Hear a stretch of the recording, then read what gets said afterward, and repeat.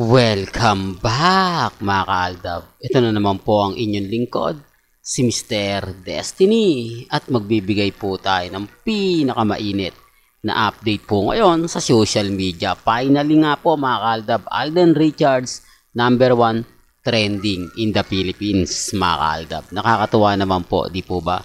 Dahil katatapos nga lang po ni Maine Mendoza, si Alden naman po yung namamayagpag.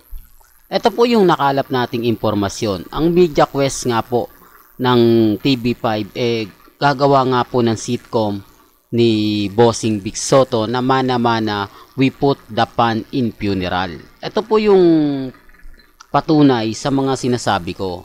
Patunay sa mga ina-update ko. Sabi ko nga po sa inyo pagdating po sa pagbibigay ng update, 101% tayo, di po ba? Alam nyo naman po na bukas sa Makalawa talagang magkakaroon na to ng maraming kwento, maraming sinasabi, di po ba? Sabi ko nga po sa inyo dito naman sa channel ni Mr. Destiny, updated na updated po kayo. Gaya nga po ngayon, sabi ko si Alden Richards, #1 trending. Siyempre, sunod-sunod na yan mga kaaldab. Bukod po kay Christopher Min na may issue na naman, di po ba?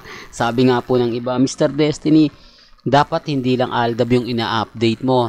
Dapat magbigay ka na rin ng mga kaganapan sa mga ibang artista dahil kumbaga magaling ka naman, marami ka naman nakukuhang impormasyon at lalong-lalo na nga po sa Instagram, sa Twitter at sa Facebook. Sabi ko nga po sa inyo, aldab lang po kasi ako Nakatutok lang po tayo kina Alden at kay Maine, di po ba? Hindi naman po ako kumbaga maraming ina-update, kaya nga po nakapokus lang talaga ako sa isa. Kasi kung magbibigay din ako ng mga update ng iba, syempre kailangan buong detalye alam mo, kailangan buong kwento alam mo, simula't simula, di po ba? Kasi alam nyo naman po na maraming mga viewers ang matatalino, di po ba? Hahanapan ka ng resibo, hahanapan ka ng ebidensya, di po ba?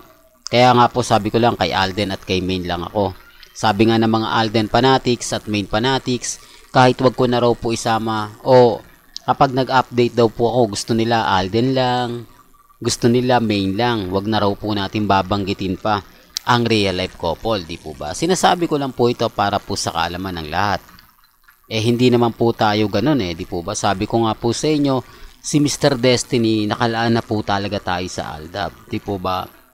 Walang iwanan, walang bitiwan, di po ba? Depende na lang sa inyo kung bibitaw po kayo. Pero si Mr. Destiny, patuloy po tayong makikipaglaban.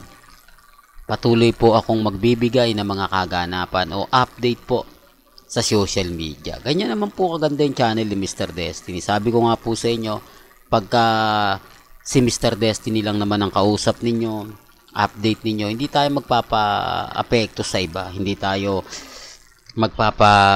yung tipong ganito, yung ganon, di po ba? Relax lang.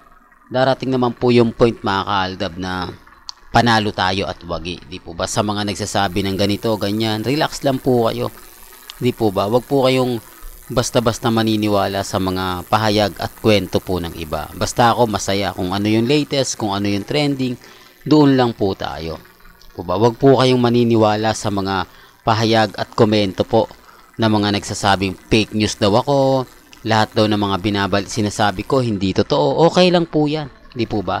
Well, balikan natin si Bossing.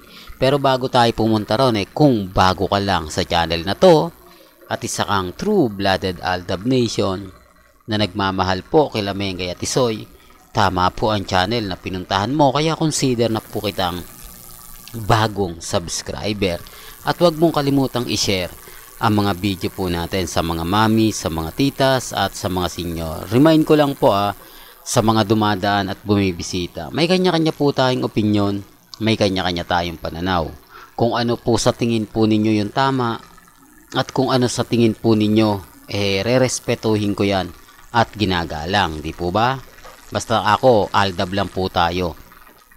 Ito pong Mana-Mana, kumbaga nag-join force nga po raw ang M-Quest na pagmamayari nga po ni Manny Pangilinan na ipoproduce din po o susuportahan ng TVJ Production.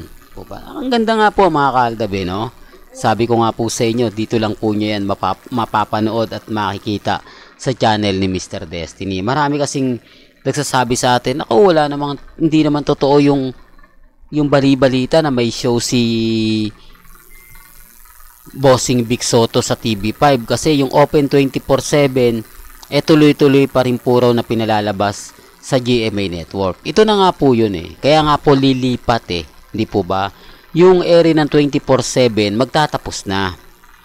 Mas maaga siya magtatapos kaysa sa inaasahan ng iba. Siyempre, ina-expect nila baka 2 years, 3 years bago matapos. Wala pa pong isang taon. Baka pagpasok nga po ng 2024, iba na nga po. Di po ba? Sabi ko nga po sa inyo, nakakalungkot yung nangyari kay Bossing, kay Maha. Di po ba? May magsasabing, sino ba malas na nakasama ni Bossing? Sino nga po ba yung malas na nagdala sa kanya dahil sa nangyari? Di po ba? Kaya nga po tatapusin na lang yung Open 24/7. Yan po yung pambaba sa akin. Hindi, sinungaling niya si Mr. Destiny, yung Open 24/7 naandun pa sa GMA. Ito nga po yung sinasabi natin, bagong sitcom. Di po ba? Kaya nga po ako masaya kasi nakita natin na kumbaga yung ina-update ko totoo, hindi po ba? Kasi kahit sinasabi nila, maglabas ka ng ebidensya at resibo, magpakita ka. Ito na po, di po ba? Mana-mana, we put the pan in funeral. Di po ba? Title pa lang, napakaganda nga. Kaya nga po nasabi natin ng pinipisil pa po nila Bossing, si Miles, si Mengay, si Atasha. Di po ba? Yan yung mga tatlong kukunin sigurado ni Bossing. Hindi man po makuha si Atasha, si Miles, pero matik na yan si Maine Mendoza, no?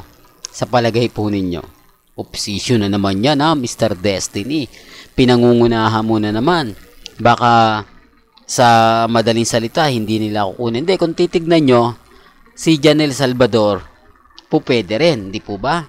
Pero gaya na sinabi ko, sino nga po ba ang sikat na sikat sa TV5? Na kung saan nga po nakapirma ng kontrata sa MQuest. Hindi po ba? Kaya nga po marami nagtataka o nagtatanong, hindi kukuha ng sikat. Kaya nga po simpleng tanong lang sa mga masisipag sa ating mambash. Sino sa palagay nyong artista ang kukunin ni Bossing Vic Soto na maglalabas at dadami o pamparami po ng mga manonood? Sa tingin po ninyo? Hindi, para lang klaro, para lang po malinaw. Di po ba? Baka may magre-react na naman. Hindi, si ganito, si ganyan. Okay lang po yan.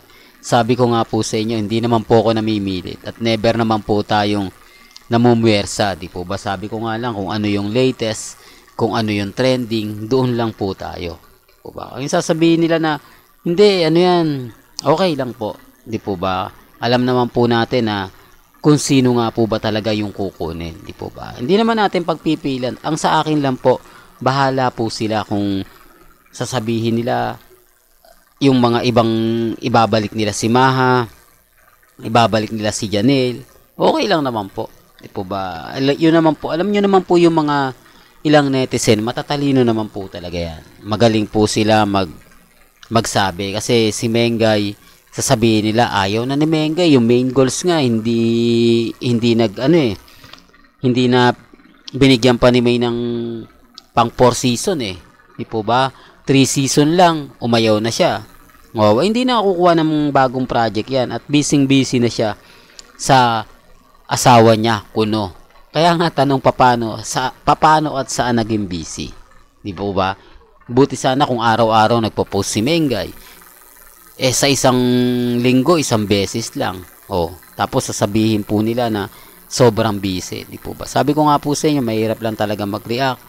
Mahirap lang mag-komento. Basta sa akin lang po, mga kaaldab, kung ano lang po yung latest, kung ano lang po yung trending, doon lang po tayo. Di po ba? Hindi naman po ako namimilit at never naman po tayong, kumbaga, namumuwersa. Di po ba? Basta sa akin, kung ano po yung paniniwala nila, kung ano po yung opinion, doon lang po ako. Di po ba? Well, hanggang dito na lang po ang ating latest updates. Kaya kung gusto nyo pa po ng pinaka-latest at sariwang update, sabay tumutok lang po kayo dito po sa channel ni Mr. Destiny para updated po kayo sa mga latest at sa mga bagong video po na ilalabas po natin. maya-maya lang. Hanggang sa muli, salamat po sa panonood at pakikinig.